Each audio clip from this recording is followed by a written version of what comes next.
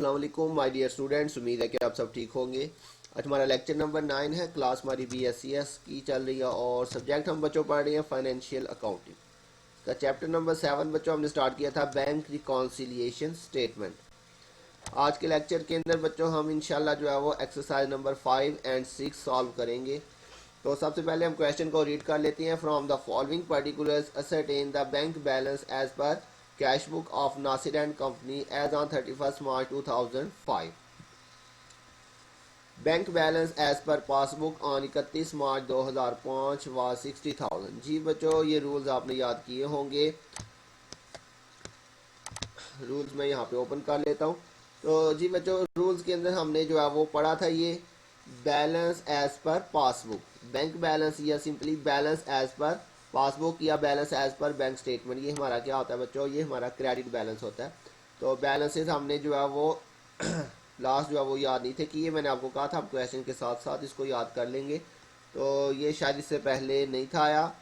तो balance as per passbook हमारा क्या होगा बच्चों, ये हमारा क्रेडिट बैलेंस होगा। तो ये उसने आपको यहाँ पे दिया हुआ है क्वेश्चन के अंदर, बैलेंस एज पर पासबुक ये दिया हुआ जी, balance as per passbook 31 March 2005। तो ये हमारा बच्चों कौन सा बैलेंस होता है, ये हमारा बच्चों क्रेडिट बैलेंस है। तो इसको यहाँ पे हम लिख लेते हैं बच्चों, balance as per passbook, balance as per passbook.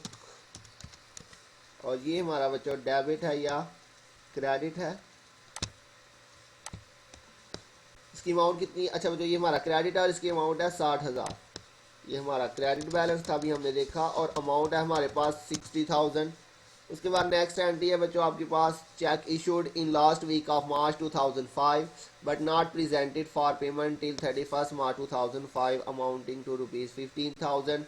ये बच्चों हमारा अनप्रेजेंटेड चेक है, हमने चेक इशू किए थे लेकिन वो बता रहा है कि but not presented for payment, लेकिन वो अभी तक जो है वो पेमेंट के लिए प्रेजेंट नहीं हो सका। 15,000 इसकी अमाउंट है। ये बच्चों हमारा अनप्रेजेंटेड चेक होगा, अनप्रेजेंटेड चेक। और ये हमारा बच्चों डेबिट होता है। 15,000 बच्चों इसकी अमाउंट है। तो अब इसका बच्चों बैलेंस निकाल लेते हैं। हर दो एंट्रीज के बाद हमने कहा था हमने बैलेंस निकालना होगा। एक क्रेडिट है एक डेबिट है, तो बच्चों इनका डिफरेंस लेंगे, 60,000 माइनस 15,000।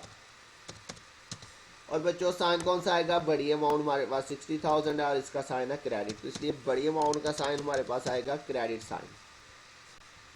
इसके बाद नेक्स्ट एंट्री है बच्चों आपके पास, cheque paid into bank on 26 March 2005 but not collected prior to 31 March 2005 amounting to ₹9,000। ये बच्चों हमने चेक जो है वो जमा करवा दिए बैंक में, लेकिन बैंक ने अभी तक उसको कलेक्ट ही नहीं किया हुआ, बट नॉट कलेक्टेड। ये हमारे पास बच्चों अनकलेक्टेड चेक है 9,000, और ये हमारा क्रेडिट होता है बच्चों अनकलेक्टेड चेक, और ये हमारा बच्चों क्रेडिट होता है 9,000 है इसकी अमाउंट। जी बच्चों अब दोनों वैल्यूज क्रेडिट हैं, तो क्रेडिट क्या हो जाएगा, प्लस 45,000 प्लस 9,000।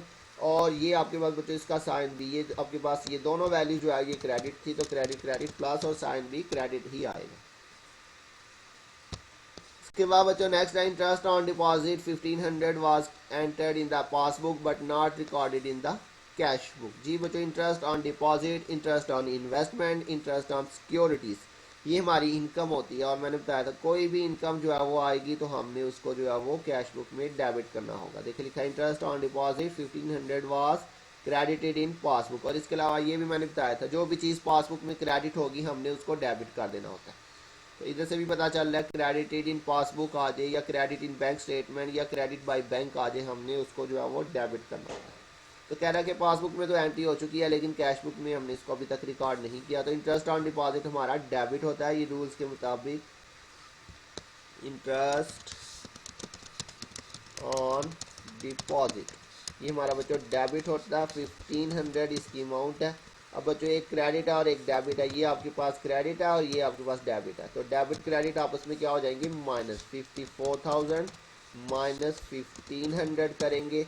तो ये आपके पास बच्चों चूंकि क्रेडिट वाली अमाउंट बड़ी है इसलिए इसके साथ जो है वो क्रेडिट साइन आ जाएगा। इसके बाद नेक्स्ट है बच्चों number E, a customer paid into the bank 11,250 directly as appeared in passbook but not in the cash book. जी बच्चों हमारा कोई कस्टमर है जिसने हमारे अकाउंट में डायरेक्टली जो है वो पैसे जमा करवा दिए हैं जो कि पासबुक में रिकॉर्ड हो चुके हैं, अपीयर्ड इन पासबुक मतलब पासबुक में रिकॉर्ड हो चुके हैं लेकिन हमारी कैश बुक में अभी तक वो रिकॉर्ड नहीं हुए। तो बच्चों डायरेक्ट डिपॉजिट बाय कस्टमर, हमारे बैंक में पैसे आ रहे हैं तो ये हमारा डेबिट होगा। ये रूल नंबर 7 मैंने आपको पढ़ाया था रीजंस ऑफ डिफरेंस में। तो डायरेक्ट डिपॉजिट बाय कस्टमर 11,250, ये बच्चों हमारा क्या होता है, डेबिट होता है। डायरेक्ट डिपॉजिट बाय कस्टमर,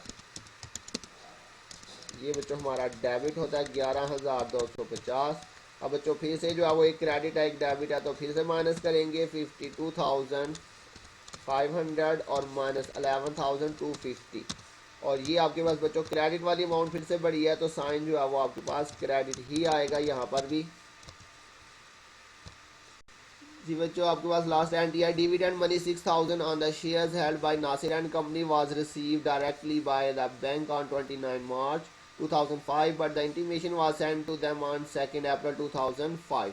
जी बच्चों बैंक ने जो है वो डिविडेंड हमारे लिए जो है वो रिसीव किया है, ये लिखा हुआ है जी received, dividend money received directly by bank, bank ने डायरेक्टली हमारे लिए डिविडेंड रिसीव कर लिया। डिविडेंड मैंने बताया था प्रॉफिट होता है, हमने बैंक ने क्या किया हमारे लिए जो है वो डिविडेंड रिसीव किया लेकिन हमें उसकी जो इंटीमेशन है, इंटीमेशन का मतलब होता है इतला, हमें इसकी जो इंटीमेशन है वो 2 अप्रैल को जाके मिली है। इसका मतलब है कि हमने मार्च में इसकी एंट्री रिकॉर्ड ही नहीं की होगी क्योंकि हमें इंफॉर्मेशन ही अप्रैल को जाके मिली है।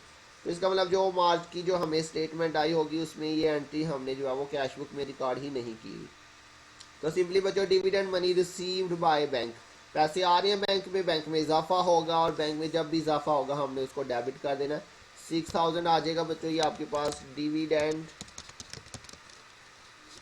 रिसीव्ड बाय बैंक और ये हमारा डेबिट होता है बच्चों। अमाउंट आपके पास कितनी थी इसकी 6,000, 6,000 आपके पास इसकी अमाउंट है। और ये बच्चों फिर से जो है वो एक क्रेडिट है और एक डेबिट है तो इसलिए इनको फिर से माइनस करेंगे 41,250 और माइनस 6,000 करेंगे तो ये आपके पास जो है वो क्रेडिट अमाउंट बढ़ी है तो ये साइन जो है वो क्रेडिट का आ जाएगा।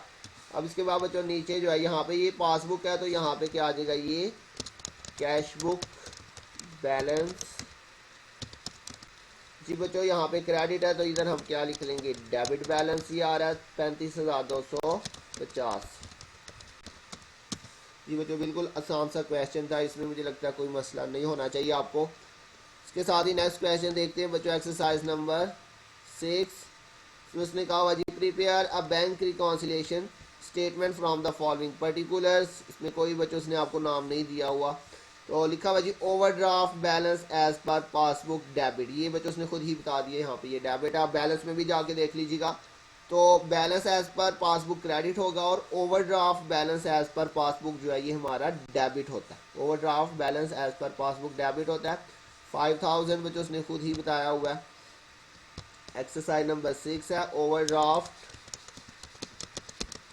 बैलेंस एज पर पासबुक, ये हमारा बच्चों डेबिट बैलेंस होता है। अमाउंट आपके पास इसकी है कितनी 5,000।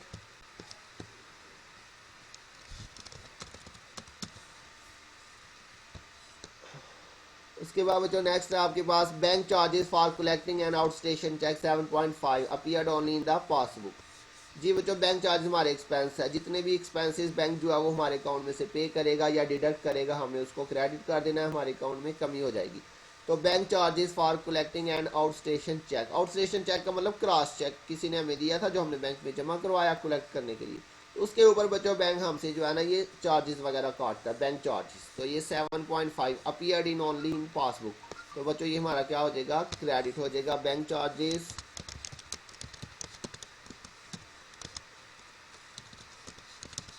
क्रेडिट होता है बच्चों 7.5 जी। तो जी बच्चों ये हमारे पास क्रेडिट हो रहा है तो क्रेडिट डेबिट और क्रेडिट ये आपस में माइनस हो जाएंगे 5,000 माइनस 7.5। तो ये आपके पास बच्चों डेबिट अमाउंट चूंकि बड़ी है इसलिए हमारे पास डेबिट साइन आ जाएगा इसका इसके बाद नेक्स्ट है बच्चों interest on overdraft charge by bank for half year 275 debited in passbook only. बच्चों इंटरेस्ट ऑन ओवरड्राफ्ट हमारा एक्सपेंस होता है और एक्सपेंस जितने भी यहाँ पे आएंगे उसकी वजह से हमारे बैंक अकाउंट में कमी हो जाएगी और हम उसको क्रेडिट कर देंगे। और इसके अलावा दूसरी पहचान बच्चों यहाँ पे ये भी लिखा हुआ है डेबिट इन पासबुक। तो अभी मैंने आपको पिछले क्वेश्चन में भी बताया बैंक जब भी जो है उसको डेबिट करेगा पासबुक में बैंक स्टेटमेंट में या फिर लिखा हो डेबिटेड बाय बैंक हमने उसको क्रेडिट कर देना। लेकिन अगर ये ना भी लिखा होता तो रूल्स में मैंने आपको रूल नंबर 6 में पढ़ाया था interest on overdraft, interest on loan, interest on mortgage, ये हमारा बच्चों डेबिट होता है, सॉरी क्रेडिट हो जाएगा यहाँ पे। Interest on overdraft 275, interest on overdraft ये हमारा क्रेडिट होता है बच्चों 275 और ये बच्चों इसका फिर से जो है वो ये डेबिट है और ये क्रेडिट है तो डेबिट क्रेडिट आपस में माइनस हो जाएंगी। तो ये आपके पास 4992 माइनस 275। जी बच्चों डेबिट अमाउंट चूँकि बड़ी है इसलिए जो इसके साथ डेबिट साइन लिखा जाएगा।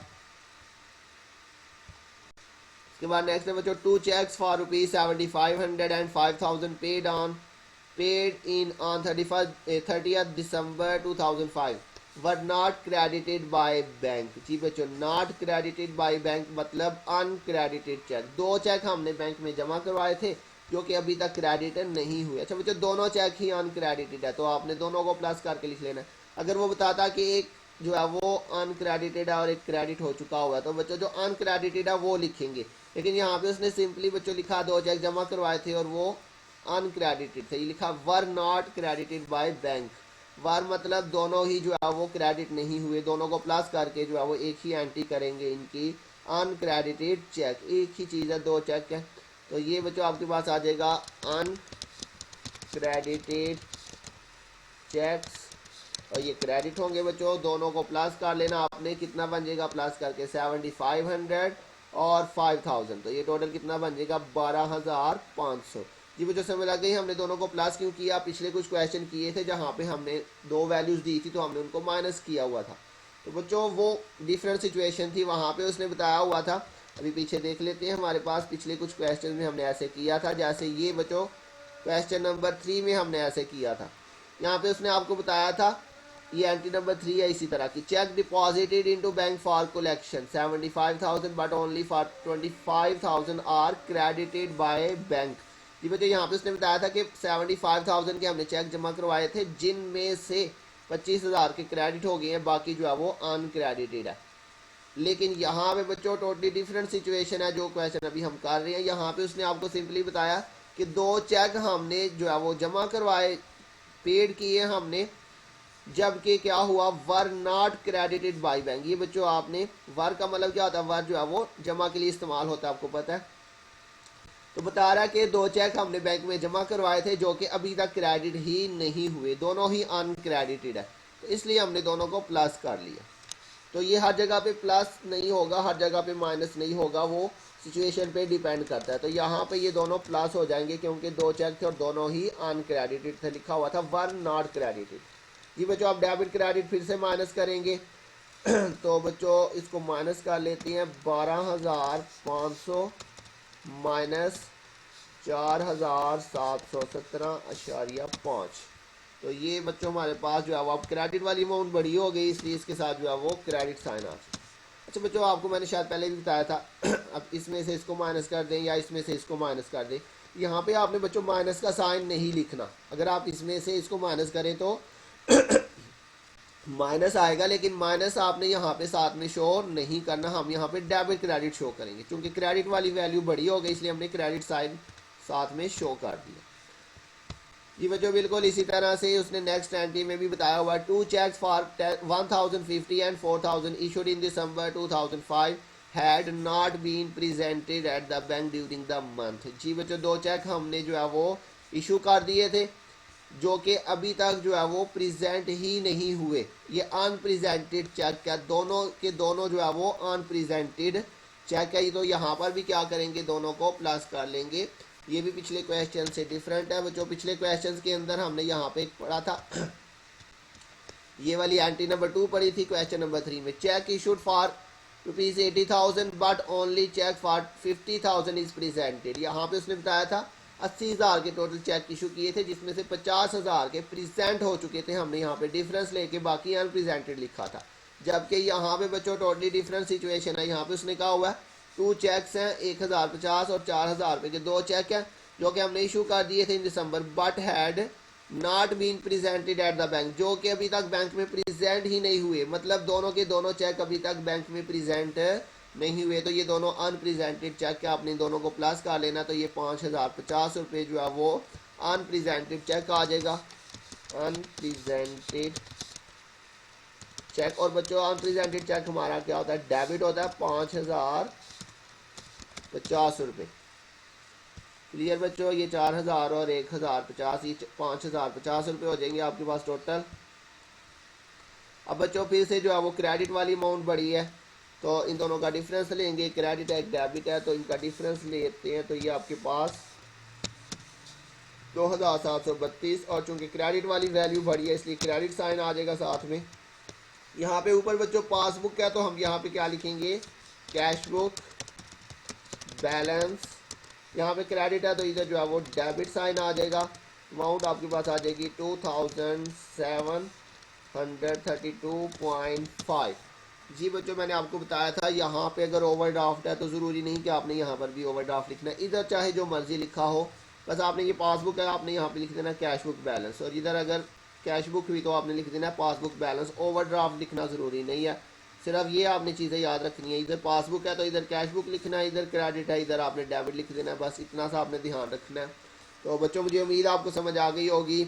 अगर किसी पॉइंट की समझ नहीं आई तो बच्चों आप ज़रूर पूछिएगा, मैं उसको मज़ीद एक्सप्लेन कर दूँगा। अपना ध्यान रखिएगा, बहुत जल्द मिलेंगे नेक्स्ट लेक्चर के साथ। तब तक के लिए अल्लाह हाफिज़।